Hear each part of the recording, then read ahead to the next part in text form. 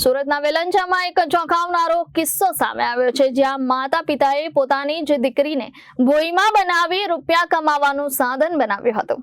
સુરતના વેલંજામાં એક ચોંકાવનારો કિસ્સો સામે આવ્યો છે, જ્યાં માતા પિતાએ પોતાની જ દીકરીને ભોઈમાં બનાવી રૂપિયા કમાવાનું સાધન બનાવ્યું હતું। ભોઈએ જાથા સમક્ષ જણાવ્યું હતું કે હું 3 વાર રડીને કહ્યું કે મને ધૂણવું નથી, પણ માતા પિતાના દબાણથી ધૂણવું પડતું હતું। ભોઈએ ધૂણવાનું બંધ કરતા માતા પિતાએ ઢોર માર મારી ઈજા પહોંચાડી હતી। ભોઈની માતાએ 7 સંતાનને જન્મ આપ્યો હતો, જેમાંથી માત્ર 4 જીવિત છે। તેમણે નિસંતાન દંપતીને દીકરી આપી મોટી રકમ પડાવી હતી। પ્રિયાબેન અને જયસુખભાઈ બરવાડિયાએ છેતરપિંડી સાથે ધતિંગલીલા બંધની જાહેરાત કરી હતી। વિજ્ઞાન જાથાએ આ કેસનો 1278મો સફળ પર્દાફાશ કર્યો છે, ત્યારે ઉત્તરાયણ પોલીસ સ્ટેશને ઉત્કૃષ્ટ કામગીરી માટે પ્રશંસા કરી હતી અને જાથાએ પોલીસ કમિશનર અનુપમસિંહ સહિત અધિકારીઓનો આભાર માન્યો હતો। સુરત રેક્યુ સોસાયટી વેલંજા ગામની પાછળ વેરાઈ માતાજીની મંદિરની પાસે છેલ્લા 10 વર્ષથી ઘરમાં મોગલમાનો, ચુડલમાનો અને મામાદેવનો સ્થાનક બનાવી અને લોકો સાથે શારીરિક, માનસિક, આર્થિક શોષણનું કામ કરતા હતા।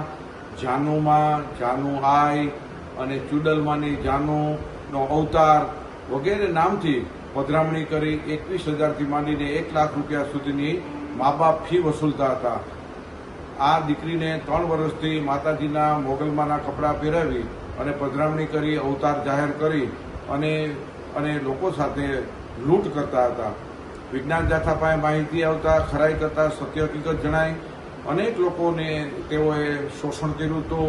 એને આ એક કાંડ બરાબર થઈ શકે છે, સમાજને દાખલારૂપ બાબત છે। જાનુમાં જાનુઆઈએ કબૂલાત આપી કે મારે આ ધૂણવાનું કામ કે મારે પધરામણીનું કામ કંઈ કશું કરવું નથી, મારે ભણવું છે, છતાં પણ મા બાપ જોહુકમીથી, જબરદસ્તીથી મારીને, મારપીટ કરીને પણ એની પાસે ધૂણવાનું કામ અને કપડાં પહેરાવી અને પધરામણી કામ કરાવતા હતા।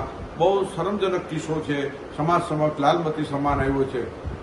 આ કિસ્સાની અંદર અનેક પીડિતો છે, જેની સાથે બ્લેકમેલિંગ કરે છે એવા પણ અમને માહિતી મળી છે।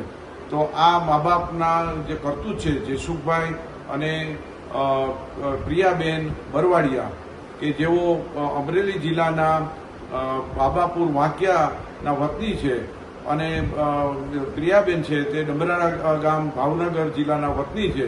આ બંને કારસ્તાન કરી અને લોકોને છેતરપિંડી, ધાર્મિક છેતરપિંડી કરતા હતા। સંપૂર્ણ આ ખુલ્લું પડી જતા એને માફીપત્ર, કબૂલાતનામું આપી દીધું। કાયમી લોકો સાથે છેતરપિંડી બંધ કરીને જાહેરાત કરી છે અને જાનુમાએ પણ અભ્યાસ કરવો છે તે મુજબની મા બાપ પાસે ખાતરી લેવામાં આવી છે। અમે લોકોને અપીલ કરીએ છીએ, કોઈ પણ વ્યક્તિ જયસુખભાઈ, ઝીણાભાઈ બરવાડિયા અને પ્રિયાબેન છે ભોગ બનેલા હોય, છેતરપિંડીના ભોગ બન્યા હોય તો આગળ આવી અને સ્થાનિક પોલીસ સ્ટેશનમાં ફરિયાદ કરી શકે છે અને વિજ્ઞાન જાથાને માહિતી આપી શકે છે। આવા કિસ્સાનું પુનરાવર્તન ન થાય તે માટે જાથા કટિબદ્ધ છે। સાથે સાથે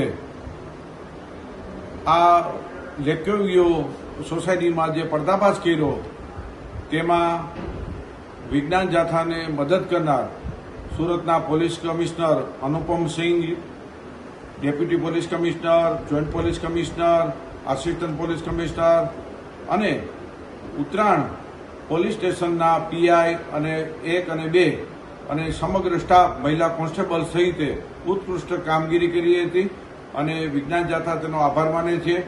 અને વિજ્ઞાન જાથાનો 1278મો પર્દાફાશ હતો। વિજ્ઞાન જાથાની ટીમે આખું લાઈવ રંગે હાથે આ દંપતીને છેતરપિંડી કરતા ખુલ્લા કર્યા છે અને ઉજાગર કર્યા છે। હવે લોકોએ સ્વયં જાગવાની અને સાવધાન રહેવાની જરૂર છે। Reporter Arvind Rathod, Janadesh news, Surat.